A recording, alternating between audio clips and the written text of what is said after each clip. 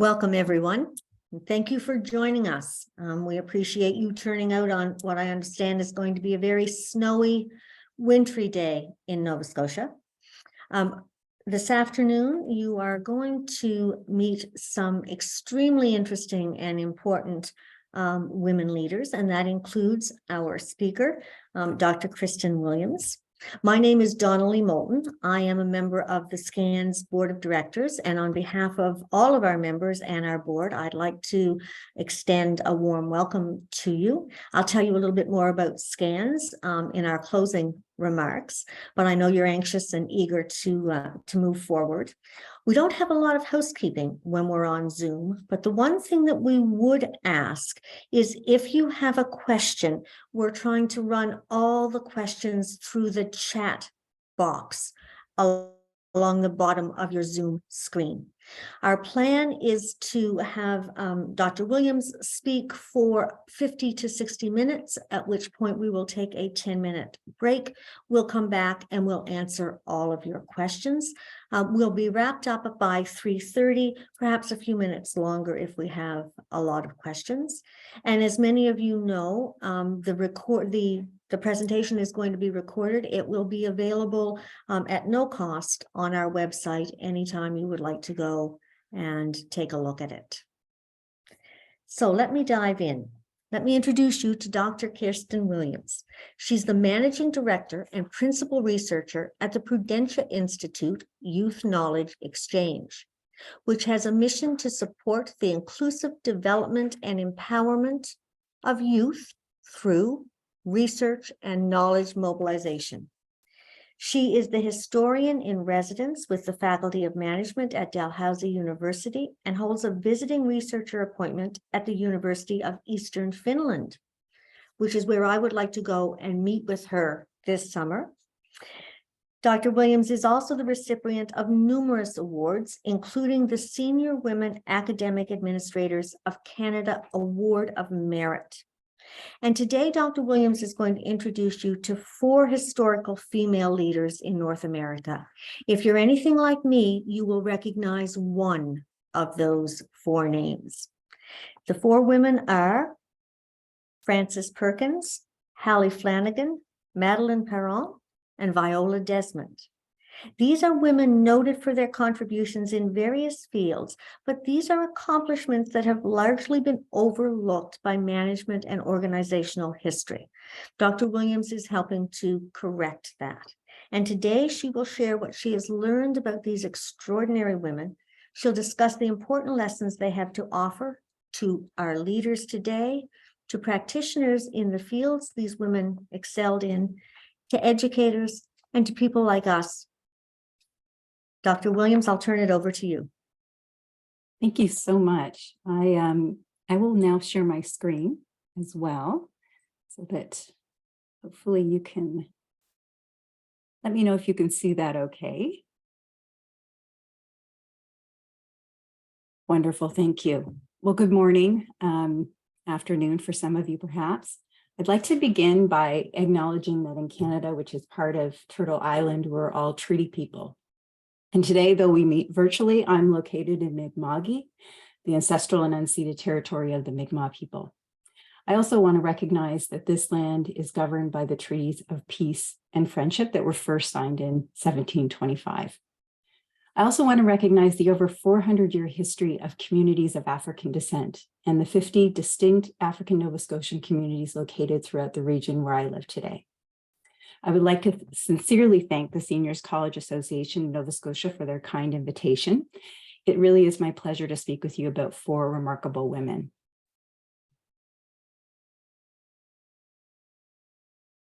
As a writer, I've spent a lot of time writing about history. There are 2 major approaches within academia that writers of history generally take. One is to contribute to the existing linear narrative of history with a capital H. This history is comprised of so-called facts, dates, evidence.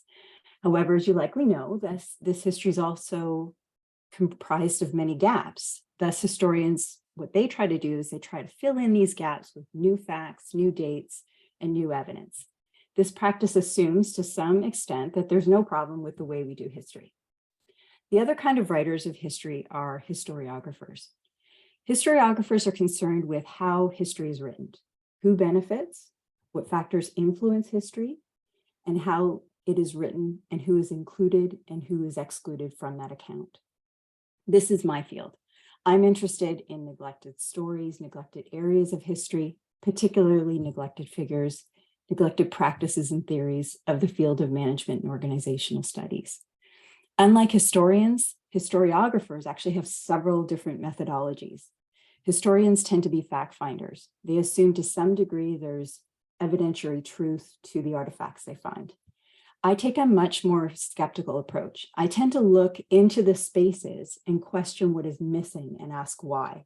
I then apply creative methodologies to fill in the gaps and explain why certain aspects of our past have been overlooked in the official historical account. My field, however, has lots of challenges, not the least of which is how do we address the lack of traces? How do I find what's not there? And if I find it, how do I describe it? Perhaps like many of you, I love a good story. I especially love fiction. I've often been inspired by the way that fiction can tell a persuasive story. And unlike history, historical fiction has lots of powerful women doing extraordinary things. Our past does too, but many of those stories and those protagonists have been left out in favor of other privileged actors. Therefore, my method of historiography borrows some of the principles of fictional writing, but not all. More on that in a moment. I should provide some context too about my domain, namely management and organizational studies. My domain and definition of it is quite broad. I see it as the study of not only organizations, but the ways of organizing and the actual organized, the workers and the leaders and people who work inside of organizations. Others in my field prefer to focus on smaller slices, such as the history of businesses or the history of management. However, my broad interests have allowed me to investigate different environments and key players who I think have something to say about the potential of business, particularly at the intersection of business and community, about leadership, and about management practice. I believe we need to consider all ways of organizing in all sectors and diverse approaches to leadership. With that broader lens, it becomes easier to see what's been overlooked. In my research, I set out to find overlooked women and give them some just recognition. But I also wanted to inspire others to read, to learn, to talk about the women that I researched. I therefore committed to a creative project as a historiographer.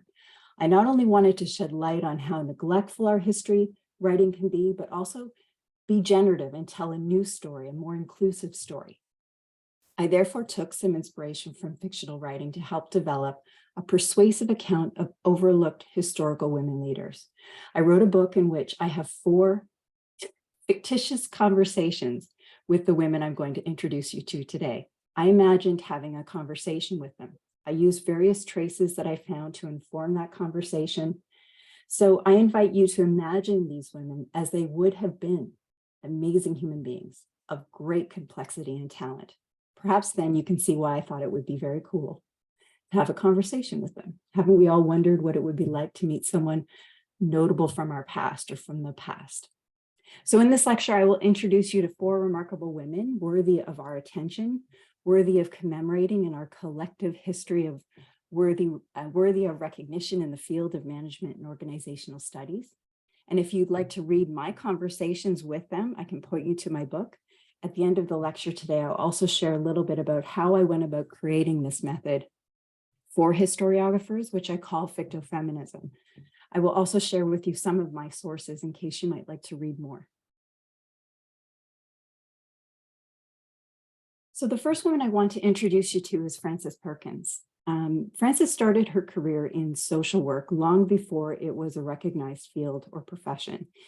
In the early 1900s, settlement houses, as they were then called, were developing to address a variety of social needs. And Frances was drawn to the sector after studying working conditions in factories, and especially the conditions for women and children.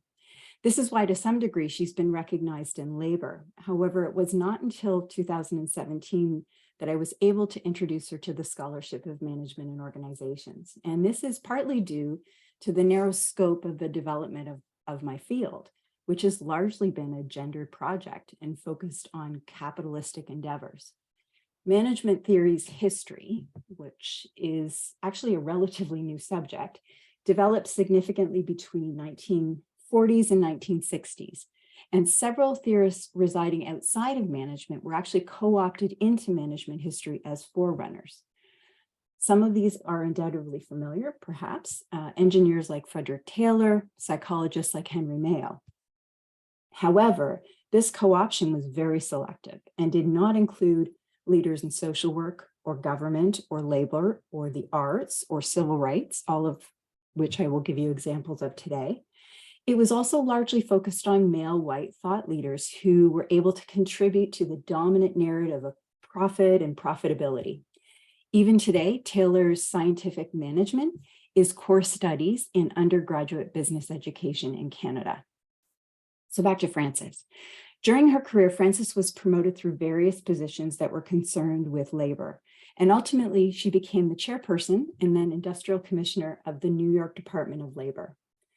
Frances occupied a lot of firsts, but perhaps the most famous one was when she was recruited by US President Roosevelt to lead the position of Secretary of Labor in 1933, where she served with him until his death in 1945.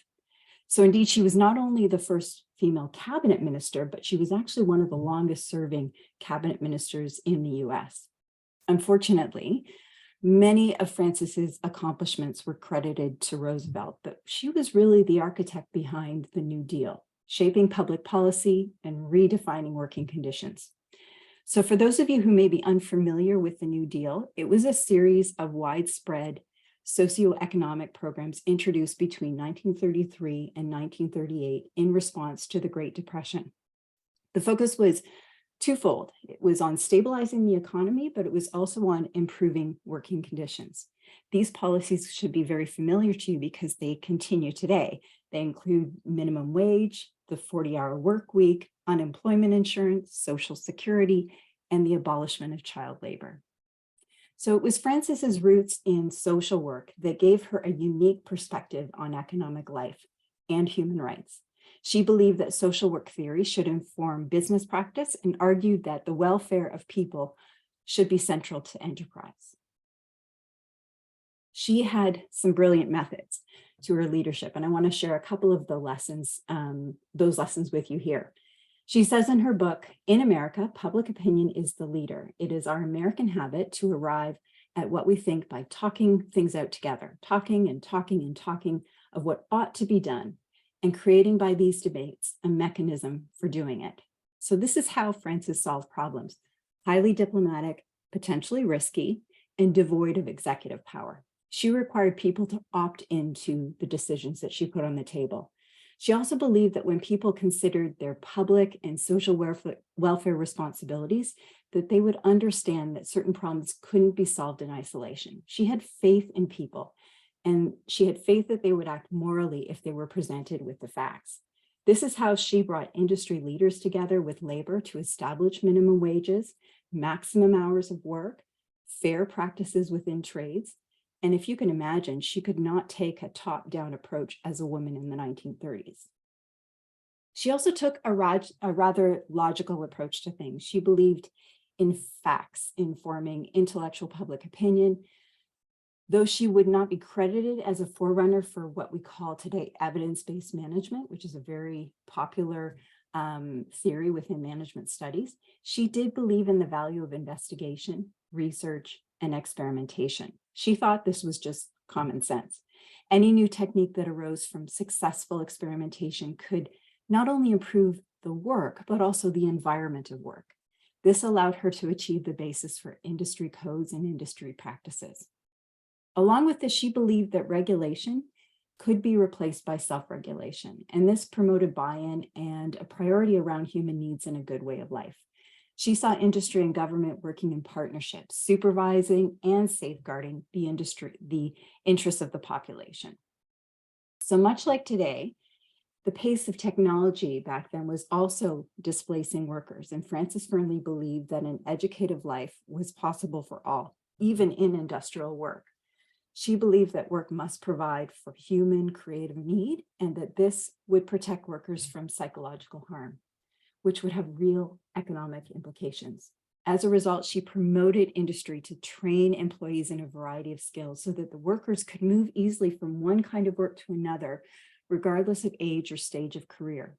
She was concerned with the implication of labor-saving machines impacting how people felt about being respected individually as a person makes, ethical, emotional, and different kinds of contributions to their work in addition to scientific and even artistic ones.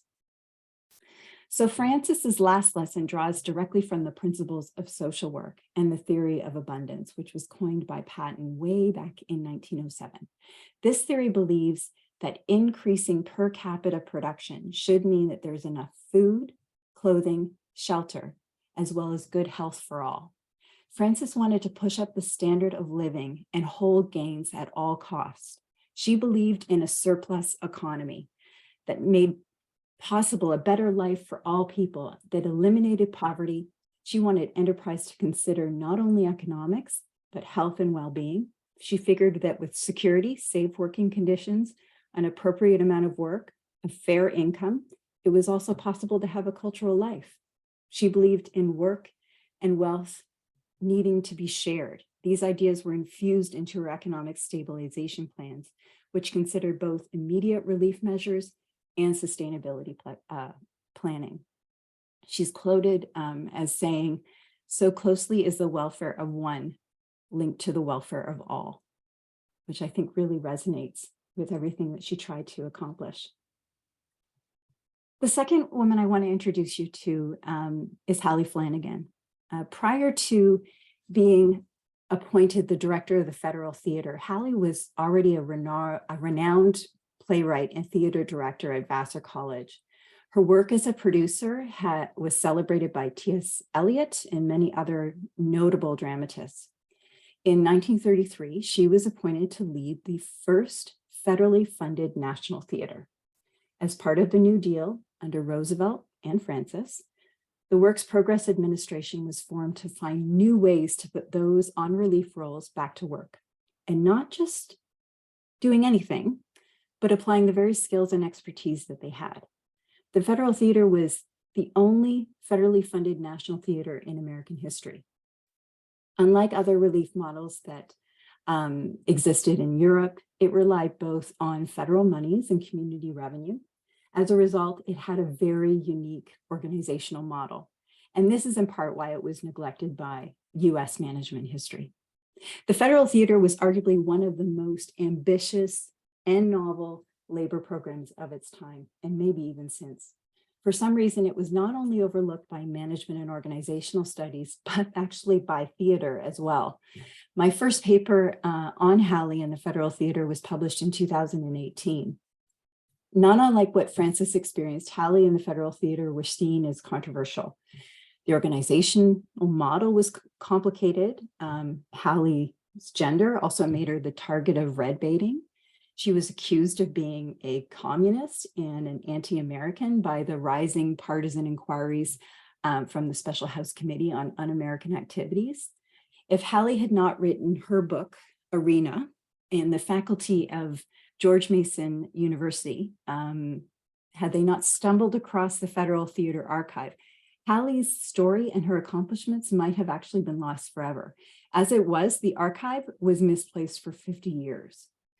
So it's entirely regrettable, unfortunately, that politics closed the project, as it was one of the only programs of its kind in the Works Progress Administration that made money. And it was on its way to becoming self-sufficient through sponsorship, in-kind support, and modest ticket sales. Its budget, it was a mere 0.75% of the entire Works Progress Administration funded activities. So it was a very, very efficient and effective program. But let me talk about the program a little bit more. So due to the Relief Act, the program had to employ the majority of workers from 10 different unions currently on relief rolls, and 90% of funds had to go to wages. Workers were not only actors, who made up about 50%, but stagehands, directors, producers, writers, dancers, singers, administrators, and more. Creating a people's theater meant that every aspect of theater life was also supposed to be educational. And the Federal Theater was the only program of its kind to actually upskill workers and return them to the workforce. So Hallie's life gives us this remarkable insight into a model of female leadership, and she was unquestionably successful. At its peak, the Federal Theater employed more than 12,000 workers. It delivered nearly 64,000 performances in 32 states to over 30 million people. Performances took place in churches and recreational theaters, schools, and hospitals. The program did not have money for elaborate sets or costumes or theaters. It had to be inventive and innovative at every turn. Hallie had an impossible job. The New York Times said in 1937 that she was never criticized by anyone who understood the problems as thoroughly as she did, and who was her equal in hard work, intellect, honesty, and vision. She figured out how to best meet the needs of people on relief and people in the audience over a vast geographic area. Where Broadway was attached to large regional centers, the Federal Theater had to live in cities and country towns. She had to understand both contemporary arts and economics. In her mandate, Hallie was encouraged to create a free, adult, uncensored theater.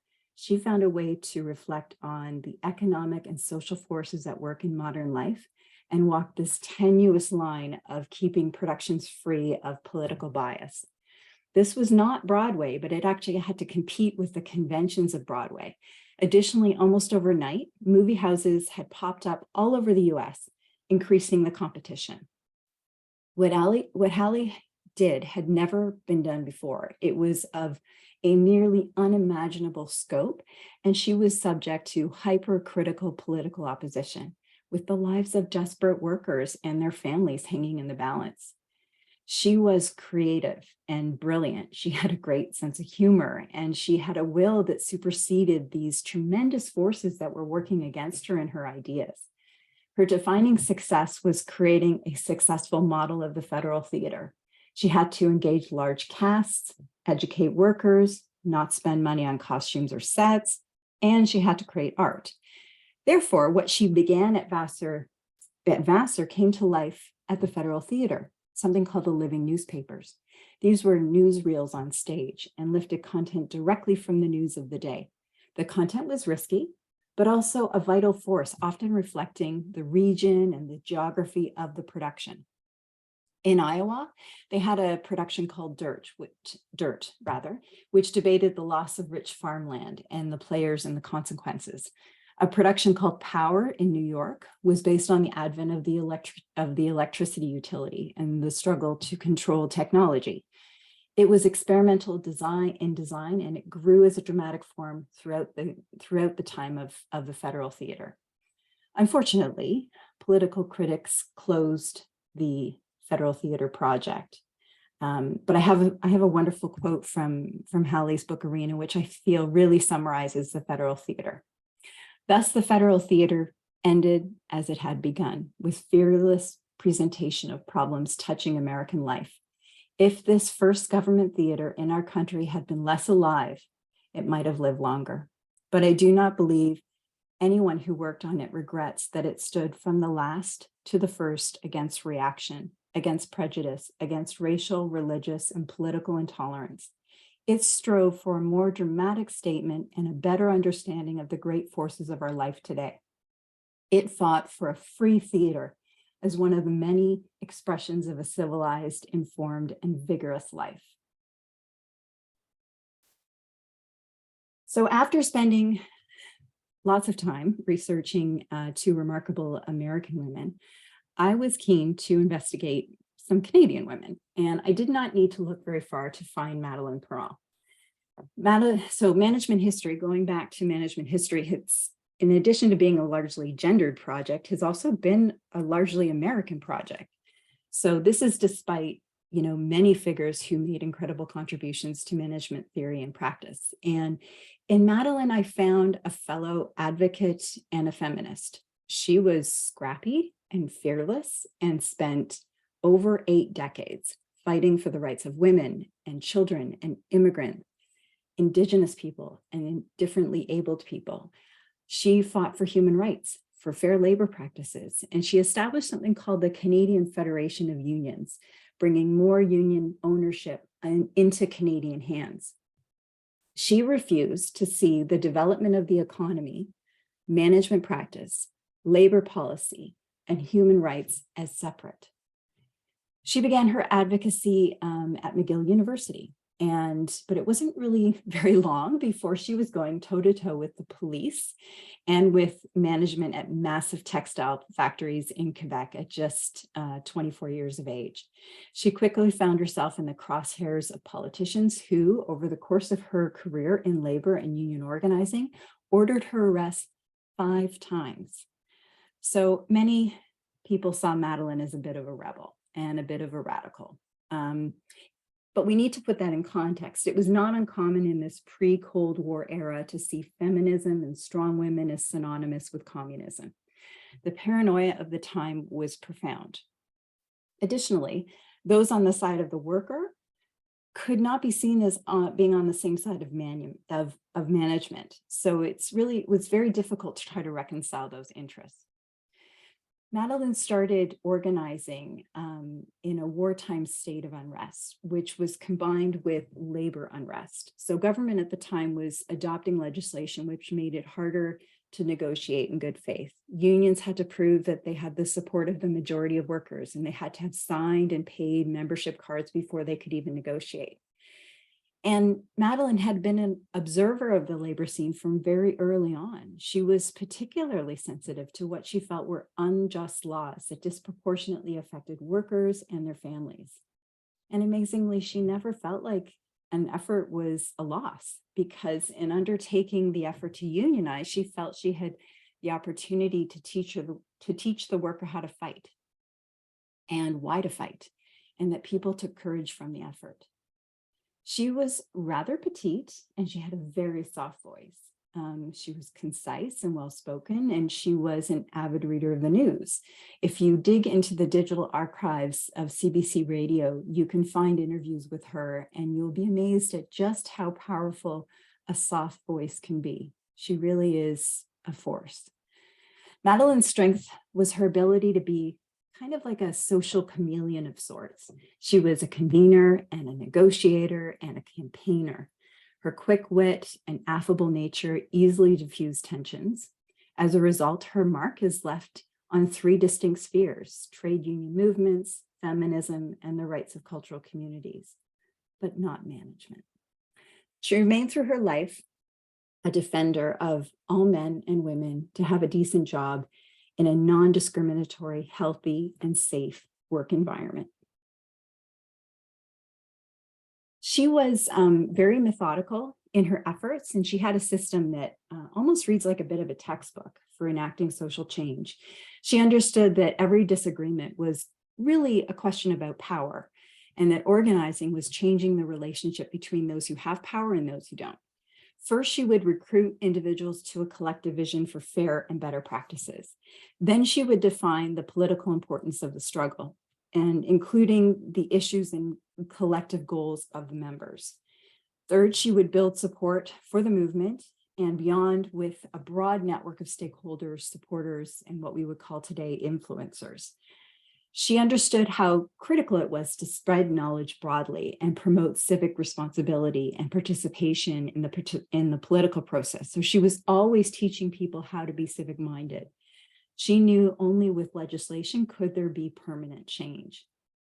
What you must understand at the time is that the conditions were very bad in Canada for workers. Women and children were working side by side in horrendous conditions for long hours with no protection, making often just 18 to 25 cents an hour. Comparatively, men were making 50 to 81 cents per hour. And surprisingly, women were even under surveillance in the washroom. It was not a good time for being in an organizational environment. Part of a speech she gave in 2002 reads as follows, and I think this really kind of sums up the way Madeleine approached things. Labor union unity is further enhanced by solidarity, with organizations in the community of women, seniors, minorities, and young people concerned about their environment and their future. We must defend the rights of all people to clean air and drinking water as primary rights to life itself. We must strengthen solidarities with Indigenous people, still and always threatened with the betrayal of their rights. We must work more closely from province to province to defend our democratic rights and statutory freedoms. Madeleine ushered in a new order in Canada. No one understood the conditions of the workers better than she did. She worked hard to ensure that change was supported by the formation of key permanent programs, policies, and a broad range of measures to safeguard the workers. She recognized that discrimination, particularly felt by women, Indigenous women, immigrants, and people of color. She was also an active voice for marginalized voices in organizational settings. She fully believed in the profound needs for labor health and well-being as not just a measure of good governance, but a measure of good society. So Viola Desmond is probably a name that you have all heard, certainly, because of course she comes from Nova Scotia. Viola Desmond was an African Nova Scotian female entrepreneur, as well as a civil rights leader. And she was operating as an entrepreneur in a time of segregation. And she was not just any successful businesswoman. She was an extraordinarily successful entrepreneur, business professional, community leader, and mentor. The most have come to know her just recently as Canada's Rosa Parks, challenging racial segregation in a local theater in 1946. The story I want to tell you about Viola is a little bit broader. She was a forerunner in business and built a new profession from the ground up. She started off as a top-notch student, already teaching at the age of 16. She then saved enough money to train in New York and New Jersey and Montreal because, perhaps unsurprisingly, there was no available training for her in Atlantic Canada. She opened her first business in 1937, a salon that was specially and specifically devoted to Black women.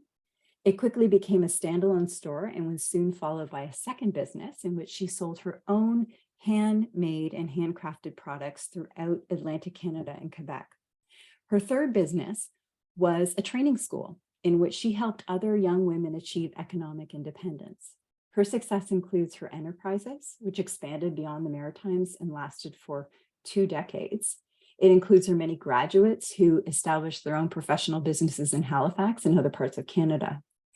She was very keen to help women in her community transcend the same intersectional barriers of race, gender, and class that was compounded by the traditional post-war contours of life, which offered very limited employment, if any, for women. She had a simple but very straightforward and strict format for her success. She had an unflinching commitment to her business.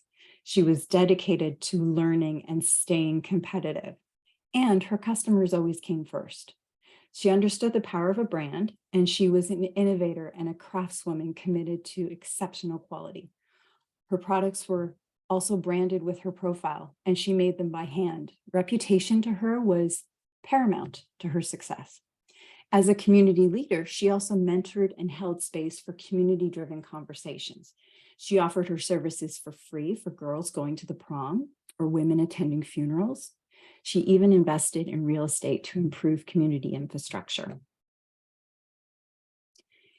We're only really beginning to appreciate the experience of racialized entrepreneurs, and Viola is an outstanding example of an incredibly successful entrepreneur operating under conditions which, quite frankly, are hard to fathom. She wasn't lucky. She was smart and tough and brave. She didn't have the advantages of higher education, mentors, and vocational training. She lived in segregated society, and yet she became a force of nature. Sadly, her success was cut short after the events of 1946, and many believe that the toll of the court case on her and her family were the reasons she left Nova Scotia. Her marriage failed, and her dreams of expanding her franchise ended. Buried at the end of Wanda Robson's first book, Sister to Courage is a reference that caught my attention. It was a critical historical reference I found in my initial research on Viola. She says at the end of her book that Viola was a brave and determined businesswoman. These are the kind of clues that inspired me to dig deeper. Small but powerful clues. It's Black History Month, and we're honoring the legacy of Black people in Canada. Therefore, I think it behooves me to talk a little bit more about Viola and my journey in allyship. I had come to learn about Viola while visiting Government House for a holiday reception. I saw her portrait in a sea of portraits of white men.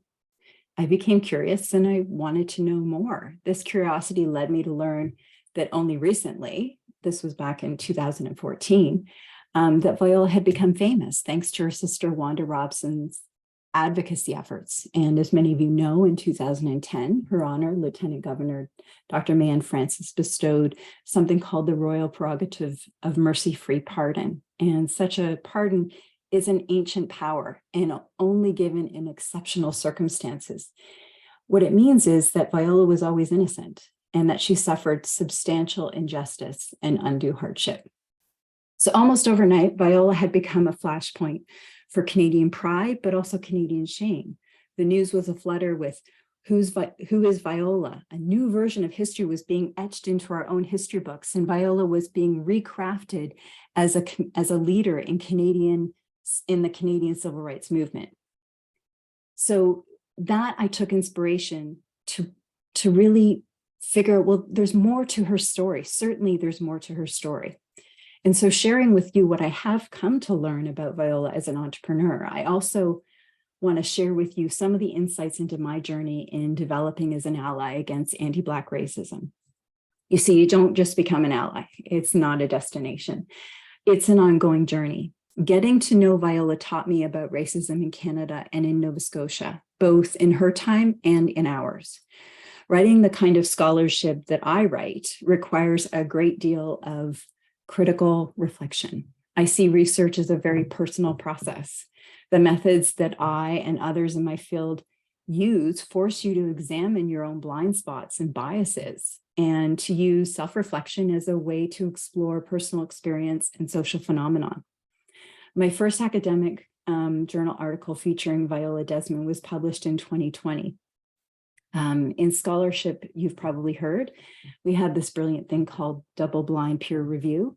And this means that when I submit a manuscript, the editor will find 2 to 3 top scholars in the same field who are familiar with your subject matter to candidly critique your work. And they didn't know me and I didn't know them. And actually, I never get to know who they are. However, with that said, I'm quite sure they realized early on that I was a white woman writing about a Black woman.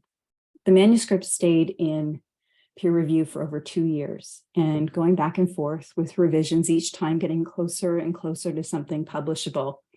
And in that process, by virtue of the method that I had chosen, I was asked to reflect on a number of things, including my white privilege and why I thought I had the right to write about Viola. These are tough questions, to be sure. So in writing a manuscript about Viola, I wondered how much to talk about race. I also wondered if and how I could talk about racism. As a white person, I also had to ask myself, was I the right person to tell Viola's story? Did my voice displace another? Could I use my privilege to be an ally? What I did learn from these reflections is that I did have a role to play. I could share Viola's entrepreneurial identity. And in so doing, I had the opportunity to create a new space for scholarly conversation. I could also secure Viola's recognition, her broader identity as both a civil rights leader and a groundbreaking entrepreneur.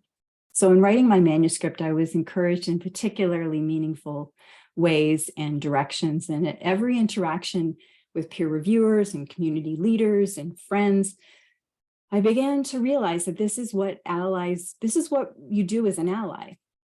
An ally seeks help, an ally keeps learning, and an ally never stops reflecting. So at times, this responsibility of writing about Viola and racism felt very heavy, and I had my doubts. There were many times I nearly gave up altogether. That would have been the easy route. But when I thought about Viola and her personal courage, I always seem to find some additional strength. I'm also very stubborn. It's one of my superpowers. So as I was writing and revising my manuscript, anti-Black racism was punctuating the news daily. So much hate, so much anger, so much sadness. And because this was affecting me as I was writing, it became part of what I was writing about. I was writing about Viola and racism that she faced over 75 years ago, and I was writing about racism today. In many ways, it felt like nothing had changed. So how did I arrive at this understanding of my allyship? It was something that Maya Angelou said in 2014. If you're not angry, you're either a stone or you're too sick to be angry. You should be angry.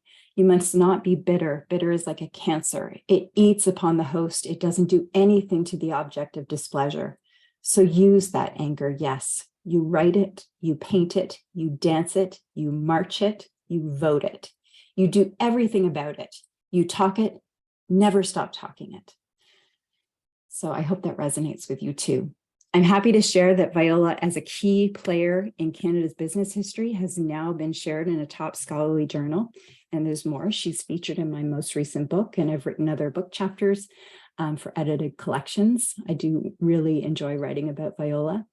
In 2021, I was able to successfully lobby for Viola to be inducted into the Nova Scotia Business Hall of Fame as the 100th laureate, and a new portrait hangs in the halls of Dalhousie's University's business school, inspiring the next generation of business leaders and entrepreneurs. Like many of you, I have a family. I'm a mom and a wife. I'm trying to be a good person. And as I learn more, I do better. I'm working hard to raise two beautiful boys with a keen sense of responsibility and awareness and kindness and intelligence. I want them to understand how to be an ally too, and I'm doing my best to teach them what I have learned. Therefore, let me share some lessons from my allyship journey with you. Seek help. Even a well-educated professional woman, I needed some help. And once I acknowledged this, I found teachers and mentors everywhere. There were writers of scholarship and popular press and community leaders and community advocates and friends and family. Number two, I learned that allyship is not just about claiming an identity. It's an ongoing commitment to learning. For me, this required a great deal of humility and patience. I had to ask myself hard questions, and I had to really reflect deeply. As a feminist, I've come to notice the absence of women in certain spaces, around certain tables, in scholarship and in leadership roles. And this absence is a kind of silence. And I started to see this silence as evidence of erasure and oppression.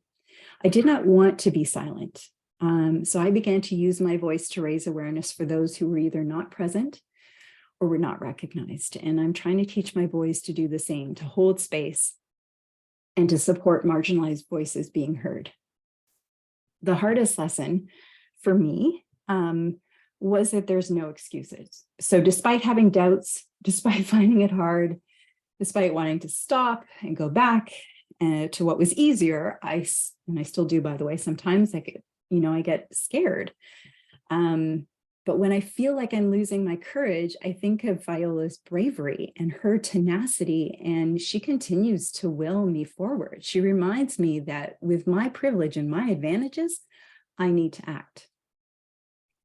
Fifth, now that I'm in midlife, I've come to recognize, unfortunately, that the promise of progress as a measure of time is false. Just because we've moved forward does not necessarily mean that we're getting better. It has been over 75 years since Viola was assaulted. However, just this last year, her grave was vandalized with racist slurs. Racism is alive and well in Canada and right here at home in Nova Scotia.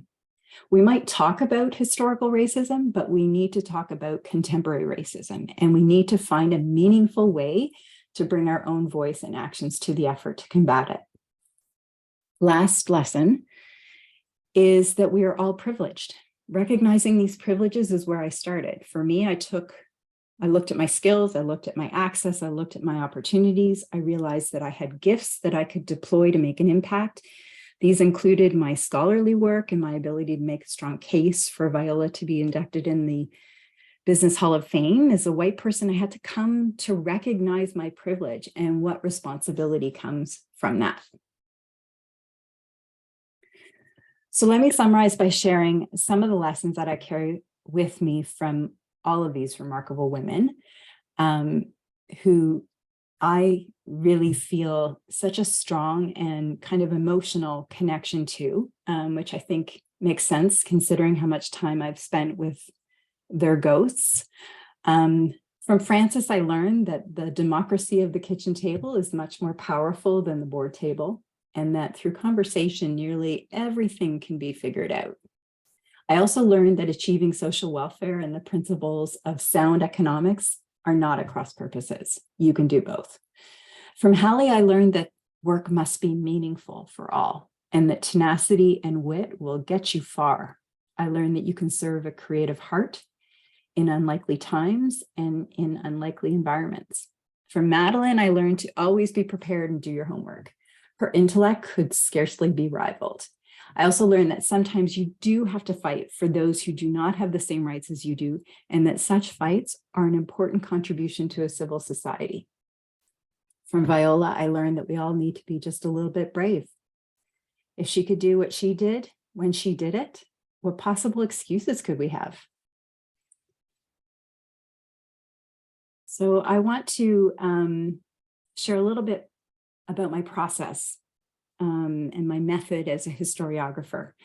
I alluded to this method at the beginning of my talk about that I developed called fictofeminism. And it's both a method and a way of writing, but it's also a strategy for studying the past and promoting neglected figures and subjects.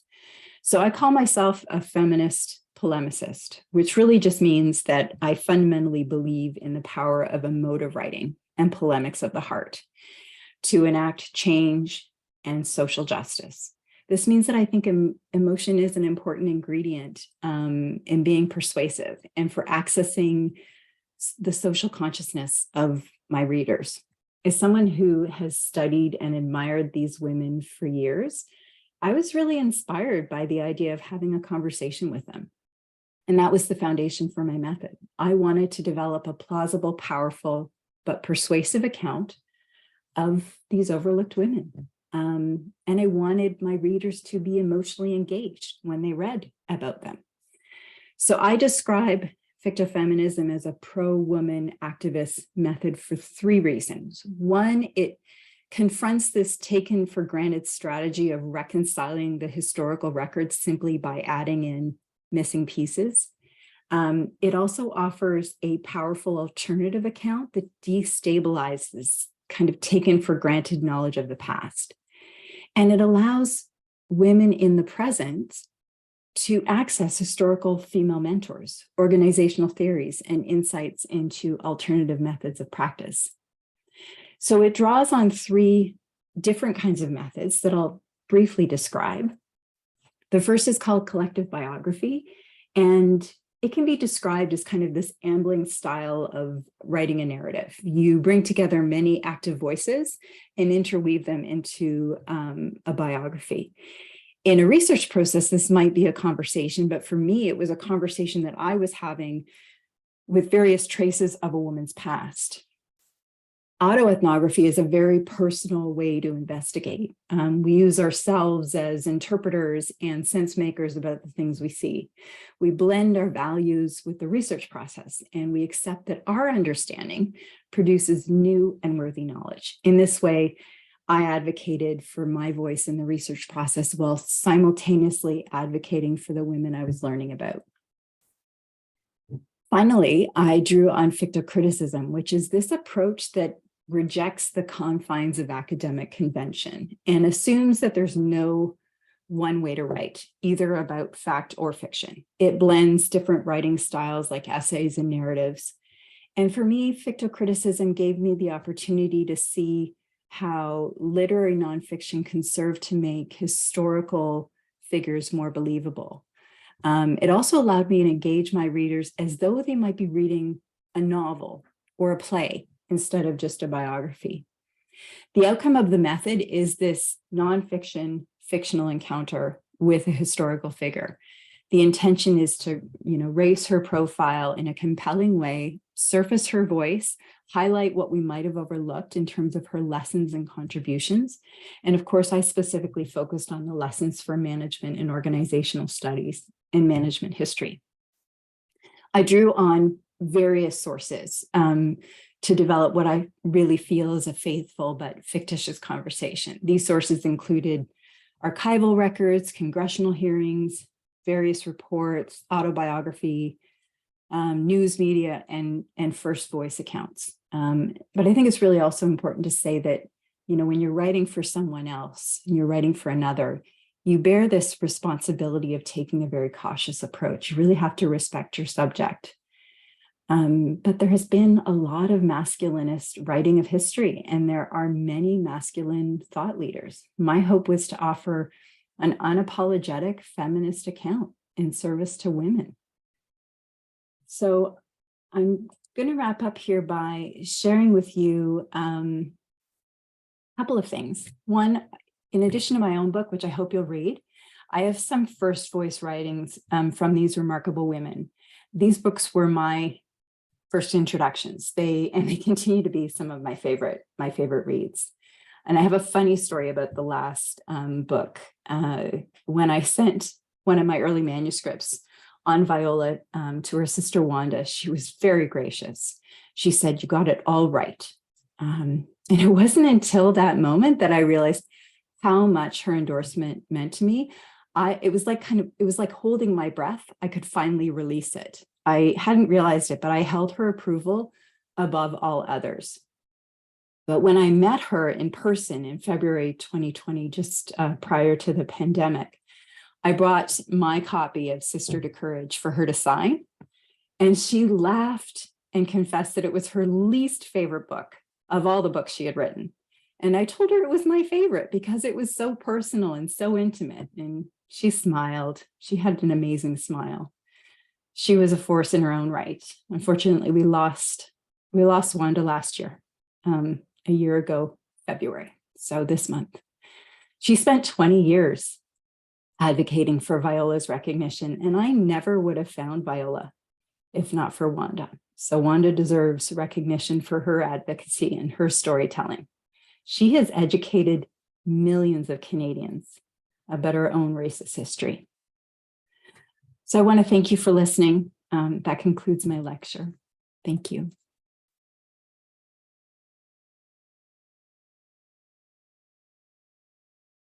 That was fabulous. Thank you. And I do get the feeling that we have just touched the surface. We have a quiet but enthralled group.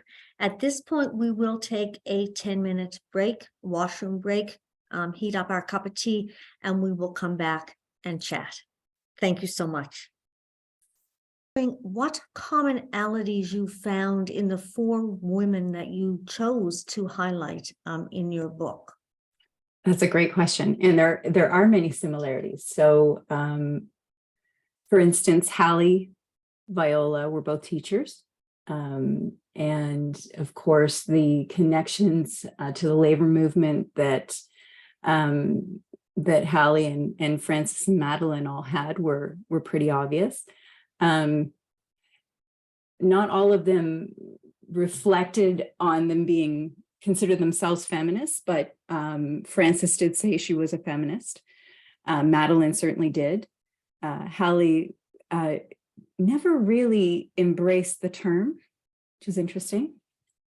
In terms of being attached to civil rights and the rights of people with marginalized identities, of course, Viola, Madeleine, and to some extent, Hallie, because of the workers she was employing through the Federal Theater, and Frances with her labor policy. So at first glance, they may not look like they all have a lot in common, but when you start to really think about those intersections, there's actually quite a number of them. I didn't attempt to compare them, but it is a pretty, it is something that you naturally want to try to do as you move from one woman into another, and you sort of find yourself kind of trying to look for the same things. But what I tried to do was really get to know them each on an individual level and not bring, too many biases into that, into that kind of process of getting to know them. But there was an order. So I did get to know Frances first, and Frances led me to Hallie, and Hallie led me to Madeleine, and Madeleine led me to Viola. So there was an order, and that's the order I presented them to you today. And I guess there's a second part to that question as well, and it may be linked to what you just said. And that is, were there other similar women you could have portrayed in the way that you have? Perhaps there's a book 2 in the movie. Yes, I think there are. And it's really interesting because people now think I'm the person who talks to dead people, like that's my thing. So they send me, have you considered so-and-so, or have you considered so-and-so? So I have a little, I have a list of people that I want to get to know.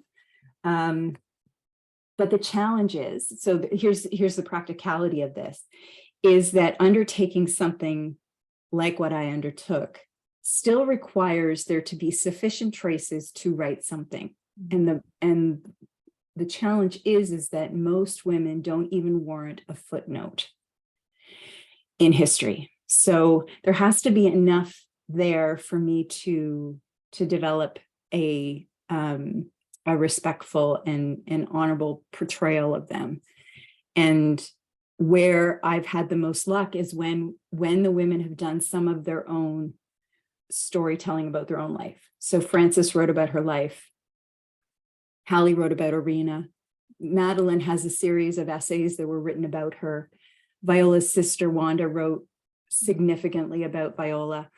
Those are almost the most important sort of things you need before you can start. The rest you can find, but if you have at least that, it really does help. So a condition for writing about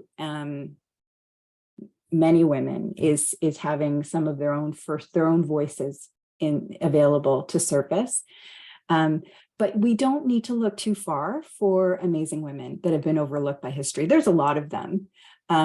There's no shortage of incredible women that we could be writing about and acknowledging and celebrating. And so I've just really skimmed the surface. Wondering, another question, if you could clarify what you mean by fictofeminism, and this may be linked to that. What can we learn from your approach, which anyone could use or emulate? So, terrific question. So fictofeminism is my term for the method that I created, which is this combination of autoethnography and collective biography and fictocriticism. I just happen to call it fictofeminism. I was trying to get at the fact that there was this strong feminist quality to it, that there was a fictional element in play. But it is a composite method. It's a method that draws on existing methodologies, and it's just a way to write differently about female history. So if I was to give anybody advice about how to use this method, there's a few things I would suggest. One I've mentioned, which is there needs to be sufficient sources by which to draw from.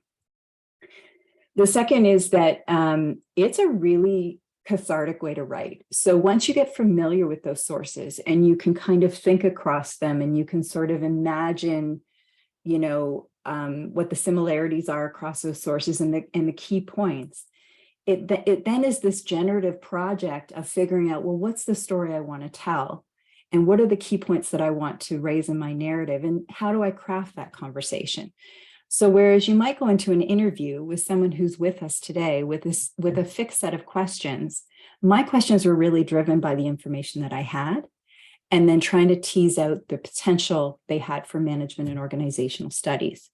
So it does require a deep reading of your sources, but it can be a very creative way to write. Like I actually recall sort of out loud imagining myself having conversations with these women, and that really helped me imagine them here with me, and what they might say and what they might wear, and how they might have their hair done, and I actually placed the conversation in historical context. So I picked a moment in time in their own life, and I imagined that I traveled back in time to meet them at that moment.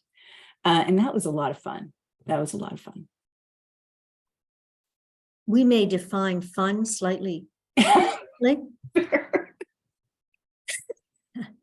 Fair. We have a couple of more questions and comments.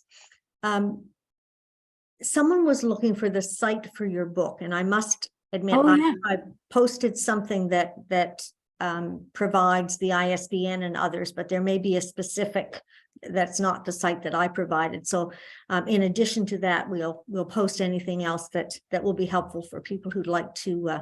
It's on Amazon. Luckily, it is on Amazon, yes, as most things are. But yes, I'll share a link with you so that you can share that around. This is just a comment from someone who's just expressing how glad she is that you were able to meet Wanda. Carol met her when she came to Canada in 1964 to work at the Halifax lab of DFO, where Wanda also worked.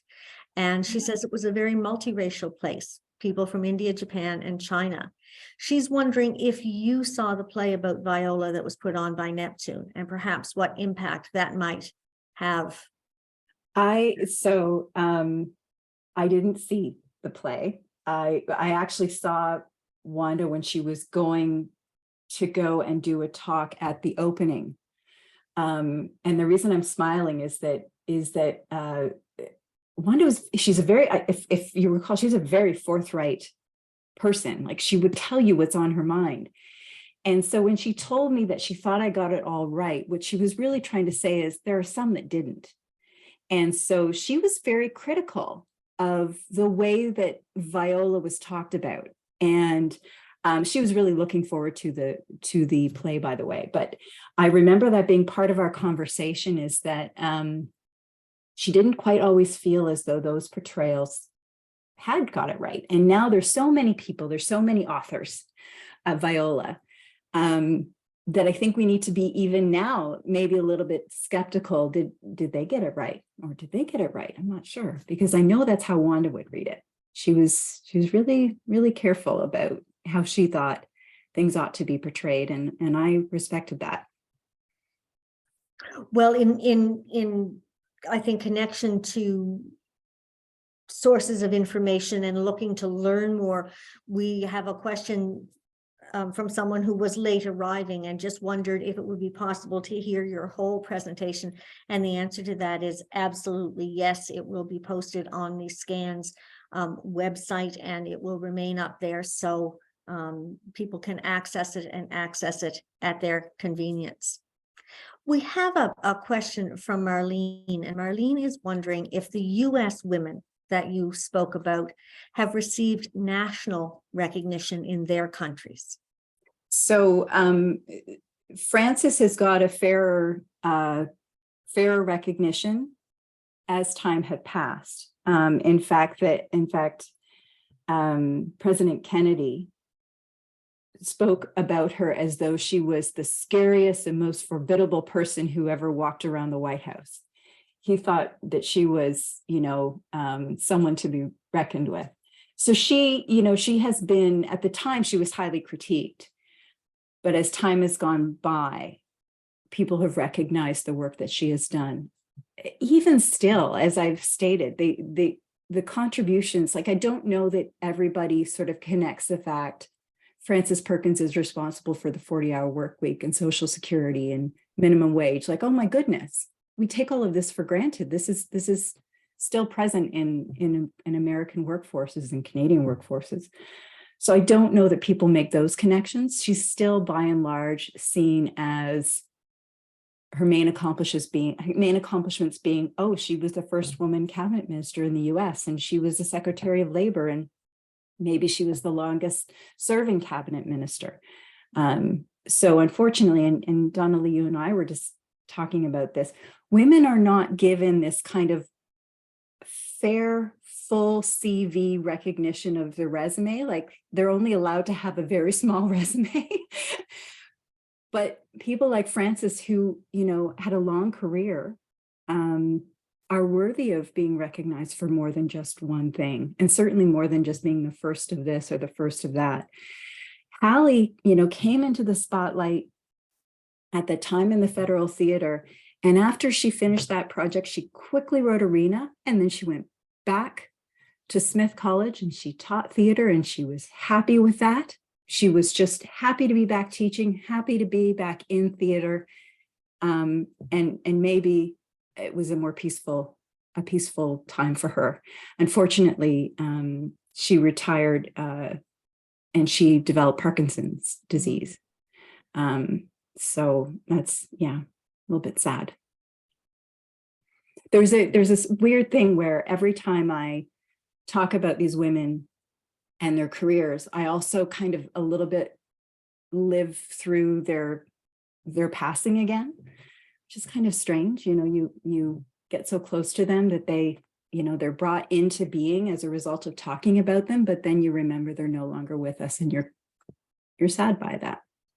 But I think, to your point, they have legacies that certainly live on, and which are the foundation of many of our foundations today. Yeah. I'm just wondering if you, having seen what the past was like, are things changing in the present? Have we moved exponentially from where your four women lived? In many respects, I think on some level we've gone backwards. I'll give you two examples. Like, one is that I work in community. My organization, Prudentia, is a community organization, and so as a woman leader, I want to go and find books to read that are about other women leaders. There's not many of those. There really isn't, still not many of those, and certainly not many of those who come from a sector like mine that's, you know, doing community work. And that was partly what inspired me to do this, was to go and find my own female mentors, even if I had to go into history to find them. I don't know that that's changed very much. I do think that on some level, you know, are we getting better with gender equality? Well, I think the last measurement of gender parity was something like 236 years, and gender pay equity was a good 150 years behind us. So, you know, we seem to be okay with these tiny little pieces of progress without looking at, well, okay, progress is progress, but if the marker is over here, then we shouldn't be happy with just this little bit. We should really be looking for substantive change. And that is much more challenging to achieve, particularly if we continue to be happy with these little pieces that we're getting. I think in the spirit of recognition, we have a note from Harold, who says, I am a graduate of Dal's public administration program. In that context, I would like to credit a former prof and former head of the public admin school, Marguerite Casson, who specifically mentioned Frances Perkins in the context of the history of management. I believe the book she referenced was Madam Secretary. Yeah. Because of Dr. Casson, I actually knew 3 of the 4 women profiled today. That's amazing. So I've read Madam Secretary. It's a great book. I didn't include it in the recommended readings because I wanted to give you the one that was actually written by Frances. But that book, if I'm not mistaken, was written in 1976. It's a pretty sizable book. It's a really good read. It's very thorough. So terrific recommendation. Loved that book. And I do believe that that is all of the questions that we have. We are getting lots of comments from people saying that it was an absolutely fabulous presentation. So thank you so much for taking the time and for sharing this with us. And here comes the applause and the waves. I'm going to just take a few seconds to thank some of the scans people who make all of this happen. I will start with our IT people, Bill Lee and Bob Russell, who we have now definitively concluded do not sleep at all, for which we are grateful. I'd also like to thank Barb Cottrell. Now, Barb was going to be here today, but she opted for Mexico. But she has arranged this and organized this and worked with Kristin to make sure that it all came together seamlessly. And we would really like to thank all of the participants. And there was, I believe, roughly 180 participants who registered. Many of those are not able to attend during this particular time, but as we mentioned earlier, it is available online, and many of the people who register opt for that. I would like to just remind everyone, it's probably unnecessary, but if you're not a SCANS member, we would love to have you join us. The public talks are free and open, and we encourage it. Members get to take courses in a wide range of subject matters. Most courses run over a 6-week period. You can find out much more on our website, and I encourage you to visit. And I'm supposed to give you the website, which is scans.org. I'm hoping I've got that right. And at that, I will officially bring us to a close, and thank you once again for a fabulous presentation. Thank you. Really appreciate being here. I appreciate the opportunity. Thank you. We've learned a lot.